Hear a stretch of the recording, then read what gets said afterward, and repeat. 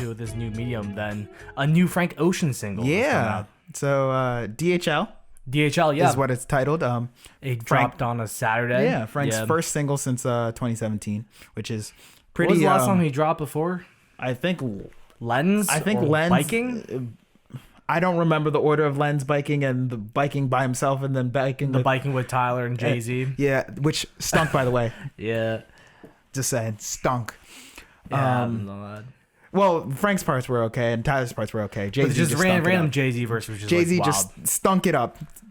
He really been happening a lot at the tail end of the decade. If we're going to be honest, 444 is a bright spot in the latter half of Jay-Z's years, but we're not here to talk about Jay-Z. Indeed. You know, we're here to talk about Frank. DHL, the new Frank Ocean song. So just for a little bit of context, I guess, right? It dropped on a Saturday because the day before, Frank Ocean launched his like club experience thing in New York. It's a bit amorphous in like it's pretty head ass. Yeah, it's a pretty head ass idea. Like no shots, not trying to be like, you know. I thought we had a lot of head ass shit. Yeah, I do too. I am indulging in head assery like most of the time, very frequently. But just like saying the words club experience, it just feels a little bit head ass. Like we're being honest, it's not a club, but it's like in a club event. I think the premise, right? It's called PrEP. Yeah, named after. I don't actually know what it stands for, but it's the drug that treats HIV. Yeah, I don't know what it stands for. I believe it's currently getting like the shit Skrellied out of it. Yeah, it's Skrellied. It's getting healthcare in America. I think it's like 6,000 or something like that. It's something ridiculous. Yeah, it's something wild. Frank caught a little bit of smoke for that, for naming it after that, and then also selling shirts that were $60 for off of this thing that was already kind of like fucking the community up, because it was it was invite only, right? Yeah. So it's not really like, because the premise of the club was to mimic. Well, it was like, I think he said something about like reimagining the 80s club scene if like PrEP was a thing back then or whatever, and just a lot of criticism about this club experience revolved around the fact that like it was like invite only, and then like the musical acts were just like random straight white guys and stuff like that. They said that he didn't really get people from like the 80s or 90s, like from that actual time, actually involved. And this is just stuff that we've been reading. We didn't attend. He didn't send us an invite. Right. We didn't get the invite. It got lost in the mail, I guess. You know. Frank's a busy guy. He sent an apology text afterwards. We're not mad. He was like, "Wish you were here. Oh my goodness, I really wanted you to make it. Oh my god, I forgot to send the invite." Classic Frank. Yeah. Anyway, don't get us started on him, but yeah. So yeah, it caught various. You know, the club experience launched with mixed reviews. Yeah. But yeah, I guess that's really the context for this single, as well as he dropped 2 more singles that are like physicals only. Yeah. You have to buy them both collectively for $30. And doesn't it's taking like a shit ass long time to ship, right? Yo, I bought the Endless vinyl. That shit took 6 months, 7 months, 8 months. I don't even remember. It took like damn near a year for me to get the Endless. Yeah, that's why I don't really, when it comes to the bigger guys like the Franks and the Kanyes, is like they take forever, and you're just at their mercy, you know, like when it comes to buying their stuff. So that's just not for me. But no flack on the Endless vinyl, because it's tough. Yeah, no, I mean, I don't know. I'm just not trying to pay $30 for 2 singles. I mean, but but I guess if you want to get into the singles, if that's your thing, we're not gonna hate on you. But shout out to you if you're like a Frank stan like that. Like, go ahead. Yeah, I mean, when it comes to the music itself, the music itself, what was your initial reaction? Just your first reaction off the first play? It was chill. It's chill. Like, it was pretty much like, as much as that sounds like a very, I don't know, high schooler filming a review in their bedroom type review of the song, like pretty soft. Yeah, it's a pretty vibey song. Yeah. A lot aesthetic. Yeah, but I don't know. I don't know. I guess I was underwhelmed. Yeah, that's for sure. I agree with you. My first listen, I was like, all right, yeah, this is pretty cool. It was like, I kind of blamed it on myself because I listened to it on Sunday morning after it dropped Saturday night. I listened to it on Sunday morning, and I just listened to it once, and I felt like I wasn't really giving it its due time. And I don't know. I listened to it and I was like, okay, like all right, like it wasn't bad, but I wasn't amazed. It's a very spacey song. Yeah. It definitely, like a lot of music that comes out right now, focuses a lot more on like the mood that it creates, as opposed to maybe like more conventional approaches to music that focus on like being really like auditorily engaging. Yeah. I don't think that was a word, but yeah, but I understood the concept you were going for there. But for me, well, actually, that sounds like a really, really complicated, a very New Yorker way of shitting on the song. But when I listened to the song, I couldn't help but compare it to the other singles that were released in 2017. It's a very weird single to release. At 4 minutes and 30 seconds? Yeah, and when I listened to it, I remember the first time I listened to Chanel and the first time I listened to Lens, and both of those songs were mind blowing at the time when I listened to them. Bangers. And when I listened to DHL, I had that expectation coming in, and it didn't do that. So I was like, maybe it was me. Maybe I need to give it another listen. And like, I talked to my friend Eric. Shout out to Eric. He was like, yeah, just sit in your room by yourself and listen to it. It might hit you, because that's what happened to him. He said it hit him, and I did that. It didn't work. I say, like, I listened to it twice. Yeah. Just about, I was like, I don't want to listen to this anymore. Yeah, I mean, don't get me wrong. I think it's still a great track. He's still an amazing lyricist. I wouldn't even sure I'd call it a great track. But, no, but yeah, you can continue. As in, like, the biggest flaw in my opinion, is that it was like very slow and he just didn't do too much, right? Like, he didn't, because the thing is, I think one of the things about Frank that we come to expect from him is that he has such great vocals that he doesn't really need the effects that everybody else needs to make himself sound cool, but he does them anyway. The thing about DHL was that he never like did anything that was like so wild and so crazy that I was like, wow, that's crazy. And I think one of the problems with the song is the repetition of the phrase coming soon, right? Yeah. So for me, when I kept hearing coming soon, I'm like, all right, like there's about to be some switch up that's coming soon at some point. Oh, there was a beat switch. And like 3 minutes into the song, the beat switch, when you already have a song that's like not high energy and your beat switch makes it even less it's just like lower in energy. It's like, all right, I guess that's cool. Like, it's chill. We get it. Which is also, if you're going to switch up a beat on a low energy song, you have to do it in lower energy, because if you switch up the energy to make it like higher energy, I was like, why'd you do this? Yeah, you have to pull it off like super crazy. Yeah, because you have to go low to high, not high to. No one really does high to low that well, unless you slow down the beat and make it like trippy or whatever. That's cool, but like you have to do a lot of shit to make that like actually successful. Exactly. And I don't know. I think Frank could have done a better job of getting me engaged, because at the end of the day, as a listener, there's only so much that you can do to engage yourself in the song. If you're listening 100% intently and you still kind of feel like bored, I'm sorry, like that's definitely an adjective that comes to mind, right? I definitely felt, as much as I hate to say it, like it was kind of a boring cut, if I'm being honest. Like, it's cool, it's like chilling, like honestly, I don't really ever see myself return. Man, I'm fucking a hater. You're not gonna. Returning to the track. Yeah, but if it's on the album, you're going to listen to it of course. At least 50 times. Yeah, definitely. If it's on an album, I'm definitely gonna listen to it. But I don't think it's like that great of a single. I think it's kind of maybe a little too indulgent, perhaps. Frank is very full of himself. So like, I think this is one of the. That's not even a shot. Like, it's fine. It's fine to be full of yourself, like a musical artist. It's like, bro, he has classics. Of course, he's full of himself. Exactly. Everyone is. Why wouldn't he be? But like, he's very full of himself, and you can tell it in the song.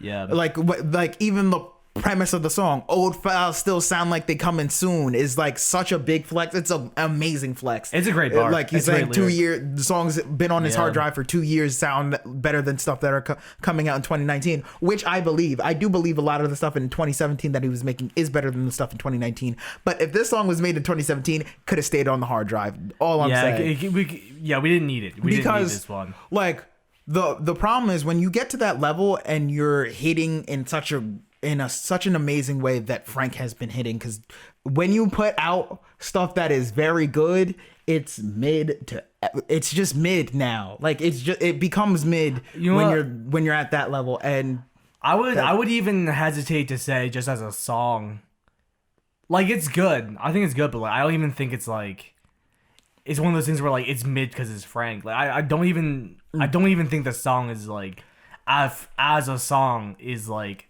fantastic. I think that if I don't even know who I'd use, maybe I guess YK Osiris. If YK Osiris put out DHL, I'd be very impressed. But like I just think as a song purely, it's like not incredible. I think it's in the. It's solid. I think it's a mid track just from like a music perspective, not even from like in context with Frank's discography thing. I think it's a weak Frank song. I think it's definitely that's my take on it, I suppose. I think it's definitely in the weaker end of Frank tracks, because like if it's like if I was to put it onto an album, right? Like I don't know straight off the top of my head if it'd be the worst song on Blonde, but I think it'd probably be. I can't even see it on Blonde. No, I'm not saying like it's fit, but like if you were just ranking songs in general, I definitely think it's like weaker as a song than any song on Blonde, except for Futura Free maybe. But like that as a closer, just that context makes it different. But I want to say that if anyone really takes objection to the fact that like we think it's mid, I think the whole world kind of thinks it's mid. Everybody thinks it's like. Because right, look at the charts. Yeah, 53 on Apple Music. It's now nowhere. I mean, Spotify only shows you the top 50. It's nowhere to be found in there. And what did it peak at? 12 is where I saw it peaked on Apple Music, but I wasn't checking the charts as diligently as I usually do. So it might have peaked at like 7 or 8, but I know it was definitely not number one. And artists at Frank's caliber should, when they're releasing a single, no matter when it's released, should break the top 10. It should be top 10. At the very least. You sell, with Blonde, you sold 254,000 copies first week, and you haven't done anything to lose any hype, because the way you work is in Mystique. Especially this is the first song you're dropping in 2 years, and you're not going to break the top 10. Everyone kind of thinks it's mid. So like, if we're honest with ourselves, we know that Frank can do a better job. Yeah, and he's done a better job so many other occasions. I mean, of course, this is a song, right? It has a different objective. Yeah, I mean... But I just think that, like, I think it's effective in creating, like, a mood, I suppose. But, like, beyond that, I don't really see as much value. I have a question for you. Yeah. Are you now less hyped for a Frank release? Nah. I mean, because I think that, like... It just, to me, this song sounds like just like a cut off an album. You know what I'm saying? It doesn't sound like the song that you would usually put like as a single. So I don't really view this. I just think that like it'll sound better in context if it's truly on the album. Yeah, but I'm definitely like, because not as like I'm personally not as like sure this album's gonna be incredible anymore. But like, I still think that, like, I'm still excited for another Frank project. I'll still listen to it the first day it drops, probably. I mean, I don't think that he can do anything that... Well, there's a couple things he could do that would get him off of that, like, type of caliber. Like, yeah, he's got to revival it up a couple times before I'm like, yeah, I'm not going to listen to you on the first day. But I don't even think Frank is even capable of a brain dead Cyclops type shit. I think that if we're in line for anything, we're probably in line for his version of Damn, because that's what like I'm a hater, so I don't like Damn. I mean, I don't like Damn either, but like if we're being honest with ourselves, part of the reason we don't like Damn is because Kendrick can do so much better, and we know it. This is true, yeah. And I think that's Frank, for me, his biggest competitor in legacy has always been Kendrick since they've been like hot. I don't really think that Kendrick's really competing with Drake. I think that that's just more of like a rap debate. When we're talking about black artists, I think of our time, I think at the end of the day, we're going to be talking about Frank and Kendrick when we're talking about 2010, like the decades. What about J. Cole? We're going to be talking about Frank and Kendrick. Bro, you can't say stuff like, I got superstar dick for these bitches now, and expect me to continue to take you seriously as a all-timer. J. Cole's a very good rapper that's going to be remembered. Our positions are well known on Mr. Cole. But yeah, I mean, it's interesting you bring up Damn, because I don't know, like, this doesn't really feel like I feel with Damn, it was definitely a more commercial project. I don't really get the vibe that I don't really think that DHL is like a pivot towards more commercial music. I definitely agree with you there. I think that it might actually be a pivot towards like even more. Not because the thing is, I feel like Frank himself is always just kind of commercially viable. But like it when I heard DHL, I just felt like, all right, this is a guy who knows that he's made 2 back-to-back like very good classic albums, in my opinion.